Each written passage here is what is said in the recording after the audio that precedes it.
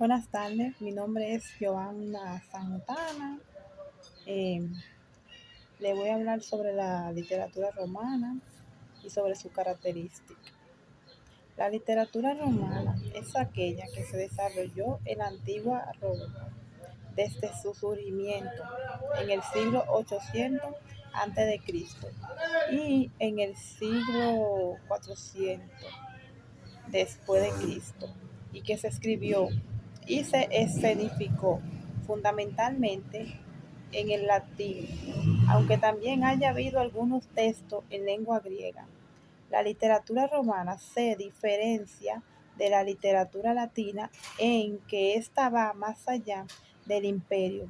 Se continuaron escribiendo textos en latín después de la caída del imperio romano de Occidente en diversos reinos de Europa, hasta comienzo del Renacimiento, cuando comenzaron a imponerse las lenguas modernas en las culturas nacionales de europeas. Roma surgió de una coalición de tribus sabinas, latinas y estrucas, que fundaron la ciudad alrededor del 753 a.C. y que se gobernaron hasta el 509 a.C. a través de una monarquía electiva.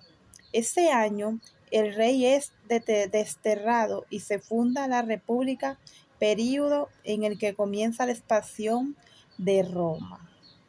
La expansión de Roma y los conflictos internos entre patricios y plebeyos, entre los cónsules y el Senado, provocará el fin de la República y el comienzo del Imperio en el 23 a.C., con el nombramiento de Octavio como príncipe, que pasará a la historia como Octavio Augusto. Este período se prolongará hasta la división del imperio y la posterior disolución del Imperio Romano del Occidente en el siglo V.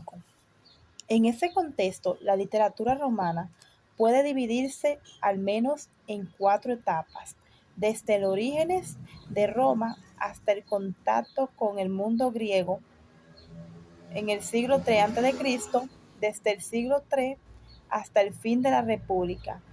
En el 23 a.C., el período de Octavio Augusto, 23 a.C. al 14 después de Cristo, y desde el 14 después de Cristo hasta la caída del Imperio Romano de Occidente. Desde los orígenes de Roma hasta el contacto con el mundo griego. En este período, que abarca unos 500 años, se consolida el latín como idioma del pueblo romano. Y aunque han sobrevivido muy pocos textos de ese período, se escribieron leyes y se conservan fragmentos de cantos religiosos. Algunas prácticas festivas y campesinas, como las atellanas, conforman las bases del futuro teatro romano. Y este período se caracteriza por el encuentro con la cultura griega, que los romanos adoptan de múltiples maneras, desde el derecho y la filosofía hasta la manera de hacer la literatura. En un período rico culturalmente y en el que se desarrollan los principales géneros literarios importados de Grecia, y surgen y crecen los de origen romano, como la sátira, la historia y la retórica. Son figuras referenciales de este período los poetas Cátulo y Lucrecio, así como los autores de comedia Plauto y Terencio. La poesía lírica. La lírica también prosperó bajo la influencia de la cultura griega y giraba en torno a temas amorosos o de la vida cotidiana de los romanos. Escribieron poesía lírica en verso dístico, en hexámetro, en elegíos y estrofas sáficas. En este género destacaron Cátulo, Horacio y Ovidio, entre otros. En la sátira es un género que le debe poco o nada a los griegos y su objetivo era la crítica en verso y prosa de la vida política y social. Destacaron como escritores satíricos Cátulo, Horacio y Juvenal, entre otros.